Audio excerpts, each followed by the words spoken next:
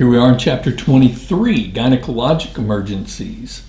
This is the first part of 2 on this chapter. And we'll start off with a review, a little bit of an A&P review of the female reproductive system, and then we'll move on into some specific diseases and illnesses, findings, treatments, and those kinds of things. So, gynecology is, of course, the branch of medicine that deals with diseases and care for the female reproductive system. Pretty straightforward there. This diagram actually highlights the reproductive structures. Remember that the entire female reproductive system is an internal system, because all the issues that are involved in female reproductive issues will show similar signs to abdominal issues. So it's important to realize that sometimes we can have a little bit of bleed over, or a little bit of confusion of one versus the other when we're talking about some of the structures and systems that we deal with as related to female reproductive structures. So, of course, the ovaries are 2 small organs on either side of the uterus. They release an egg during ovulation, and of course they also produce hormones, the hormones estrogen and progesterone. And the egg, once it's released, it will travel through the fallopian tube to the uterus. These are all important parts of the reproductive system. The uterus is a muscular pear-shaped organ where the fertilized egg will be implanted and grow. The fundus is the rounded top of it. The uterine cavity is on the inside of it, and the uterus consists of 2 layers. There's the myometrium, that's the muscular layer that contracts during labor, and the endometrium is the inner lining that thickens for pregnancy and then sheds during the menstrual cycle if no pregnancy occurs. So the fertilized egg, once it's fertilized, it's going to travel to the uterus and implant in the endometrium, and there it will begin to grow. The cervix, it actually connects the uterus to the vagina, which leads to the outside. And then when we reference the birth canal, we're talking about the cervix, the lower part of the uterus, and the vagina itself. The perineum is the tissue that is located between the vaginal opening and the anus.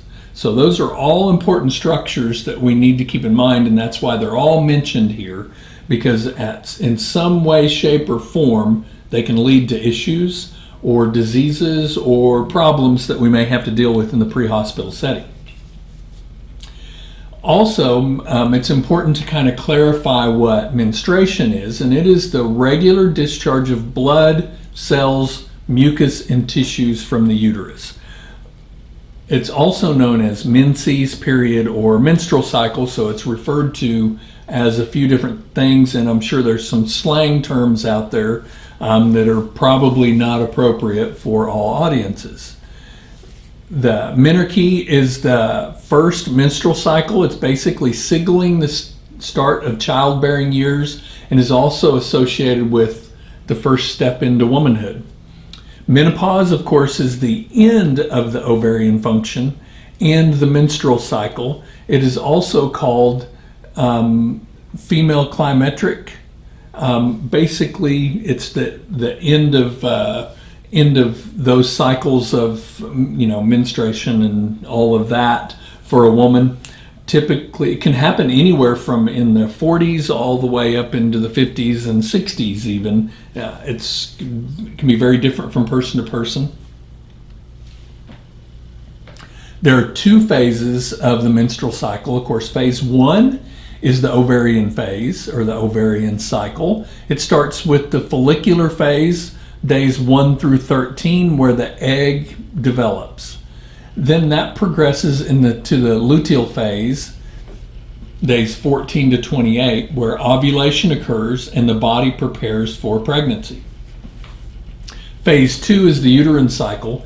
This is where it starts with the proliferation phase, the phase somewhere around days 5 to 14, where the endometrium thickens and then that progresses to the secretory phase, days 15 to 28, where the endometrium prepares for implantation. However, if no pregnancy occurs, then those cells are shed, those cells and tissues are shed and, pushed out of the body. Ovulation, this is what occurs when an egg is released from the ovarian follicle. It typically happens about 14 days after the last menstruation or menstrual cycle, after the last day of that. The endometrium at this point is ready to receive the fertilized egg. And however, fertilization does not occur, the endometrium will shed and that menstrual cycle will begin again. Menstruation actually lasts for about 4 to 6 days, with the typical blood loss ranging from about 25 to 65 milliliters of blood. Some women feel abdominal pain, and this is referred to as, they may feel abdominal pain or cramping mid-cycle, and this is referred to as Mittelschmerz, if I'm saying that right, Mittelschmerz. In most cases, the pain is mild and lasts maybe for a few minutes and sometimes up to 48 hours. The symptoms can include a sharp cramping pain in the lower abdomen, often on one side, and it may shift sides each month. The good news is most often that pain can be resolved with over-the-counter pain relievers. Amenorrhea is the absence or cessation of menstruation, which can occur or happen due to a handful of reasons or a few reasons. Of course, pregnancy being the most common cause. Excessive exercise can cause this. For instance, women training for marathons or those kinds of things, oftentimes they will have a cessation of menses. A drop in body fat below a certain percentage, which kind of goes with the exercise. Emotional stress or extreme stress can cause this. Anorexia can cause it. And there's even some forms of birth control that will intentionally cause this. When we're assessing a patient in a gynecological emergency, realize that they can have similar causes to abdominal pain as men do, but they include a very unique set of gynecological factors. Common signs and symptoms that we see with gynecologic emergencies, of course, is vaginal bleeding being one of the big ones, abdominal pain and tenderness, but that's usually really down low, close to the pelvis, vomiting, fever, tachycardia, hypotension is not uncommon, and these are things that would be atypical, the tachycardia, hypotension in a male complaining of abdominal pain, even if their abdominal pain is low. Those would be big indicators that there's something more serious going on. Other common signs and symptoms of gynecologic emergencies include diaphoresis, maybe even syncopal episodes, changes in stool patterns, painful intercourse, urinary symptoms, and those kinds of things could kind of go along with that too. So when we're approaching any scene, it doesn't matter what it is, but especially a gynecologic emergency that may involve significant blood loss or other fluids, we need to make sure that we're protecting ourselves from any pathogens that we could potentially be exposed to. So we'll make sure we take those standard precautions. Also be aware, if there is a chance that it's a crime scene, we want to try to protect as much evidence as possible, and also make sure that we realize that we may be called into court to testify about the things that we observed or the things that we did, so keep that in mind as well. Our primary surveys, of course, we're going to watch the ABCs and keep an eye out for any life threats. Gynecological emergencies can become life-threatening very quickly, so it's important to always keep a vigilant eye, for changes in LOC and those kinds of things. We can provide pain relief and fluid resuscitation, as necessary. If there's significant bleeding, the one thing we never do, we do not pack any kind of dressings inside the vaginal opening. That is just not something that we do. but we do want to make sure that we note the amount, color, type of discharge or bleeding that we're seeing, and of course, if there's the presence of any clotting or tissues that we may see. Transport the patient to the hospital for further evaluation and treatment. We want to try to get a really complete gynecological history, and that should include the chief complaint and any other related symptoms. If there is vaginal bleeding, try to quantify it in terms of pads per hour, or compare it to the patient's usual menstrual flow, so you can kind of get an idea, and it will aid in your documentation of the volume of bleeding that's taking place. Be sure to ask about and document the date of the last menstrual period, how regular their cycles are, do they have a lot of regularity to their cycles, current pregnancy status, the number of previous pregnancies is good to know, the number of pregnancies carried to term, as well as the number of miscarriages or abortions that they may have had. All of these will kind of help to paint a clearer picture about what may be going on. Ask about and document any history of prior gynecological problems or surgeries, maybe even finding out if there was any current sexual activity related to this, the type of birth control that they used, and any history of sexually transmitted infections. Realize that gynecological emergencies can be very embarrassing for the patient, especially younger patients. So be sure to take the appropriate steps to protect the patient's privacy at all times. However, a thorough assessment and history are crucial in determining if the patient has or is facing a life-threatening emergency. When possible, it is helpful to ensure the paramedic is the same gender as the patient when we're following through, when we're completing our secondary assessment. This makes the patient typically can be a lot more comfortable and a lot more open to what is going on. Limit the crowd to only essential personnel is also helpful. And always advocate for the patient's modesty and treat them respectfully. When assessing the abdomen, look for bruising, which may suggest abuse. You can also look for needle tracks from the possible use of illicit drugs.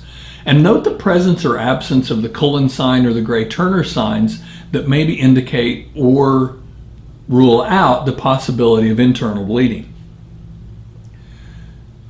Start palpating the abdomen. When you begin to palpate the abdomen, you want to start with the quadrant furthest away from the pain and then work your way towards the quadrant that they're complaining that they're having pain in. Check for abdominal rigidity, point tenderness, if there's any increased pain or a change in pain upon palpation. Look for rebound tenderness, which is an indication of involvement of hollow organs, and palpate for the presence of any masses that may be present as well. Assess the blood pressure and determine, is it normal, low, or elevated? It may be helpful to measure the blood pressure in both sitting and standing positions as well. And it's important to realize that oftentimes women's blood pressure can be a little bit on the lower side of normal. So you might ask them if they know what a normal blood pressure for them is, and they'll be able to kind of let you know if the blood pressure that you're getting is abnormally high or low, or if it's about right for them. Reassess the patient en route to the hospital, recheck those interventions that we're doing along the way, and obtain additional sets of vital signs as needed depending on how serious the patient is. You're not going to be able to fix the problem in the field, so we should focus on addressing the specific needs of the patient and more along the lines of treating the symptoms instead of being able to provide the cure. When caring for gynecological emergencies, we should be sure to assess and to determine whether or not the patient is in need of oxygen and to provide oxygen accordingly. We also need to make sure that we obtain and monitor vital signs throughout the care and quickly initiate fluid therapy or volume replacement as needed, and consider any pharmacological interventions that we may need to provide. Of course, follow local protocols for pain management medications, and we need to make sure that we provide quick transport to the hospital in those cases that time is of the essence. At all times, we should work to protect the patient's modesty and offer any kind of emotional support that may be beneficial. Remember that the female genitalia is highly vascular and prone to trauma. So genital trauma can cause heavy bleeding and can be very painful.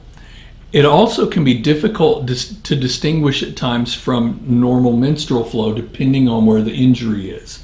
So when necessary, apply external pressure to control external bleeding. Internal genital bleeding can be severe and very hard to manage. Never, ever, ever do we pack anything inside the vagina. Treat exsanguinating vaginal hemorrhage as you would any other type of severe hemorrhage or any other type of severe internal hemorrhage. And we never perform an internal vaginal exam. That is beyond our scope of practice and something that we never do. Specific diseases, some of them that we'll talk about is one of them is pelvic inflammatory disease, and this is an infection of the reproductive organs, often a complication of sexually transmitted infections, but can also be the result of other infections, so it's not necessarily always an indication of a sexually transmitted infection. It could be just a regular old UTI that's kind of spread to all of those organs. Remember, as I mentioned earlier, that all of the reproductive organs for a female are all inside. So a lot of times these infections can go undetected for a length of time before they start to show some really ugly symptoms, and by then it could become full-blown pelvic inflammatory disease. While it's called a disease, it's actually an infection, and it is still very treatable and for it to go away. So the infection typically begins when by entering through the vagina is usually how it starts. That's usually where it starts at, and then it kind of migrates into the uterine cavity, and then it can spread to the fallopian tubes and cause swelling and buildup of a really purulent fluid or pussy fluid, which then begins to obstruct those tubes. Then the fluid spills out into the ovary and surrounding tissues, and this can cause peritonitis, pelvic abscesses, and may develop as the body, peritonitis and pelvic abscesses may develop as the body tries to contain that infection. So now they've got an infection kind of all over down there in those internal organs.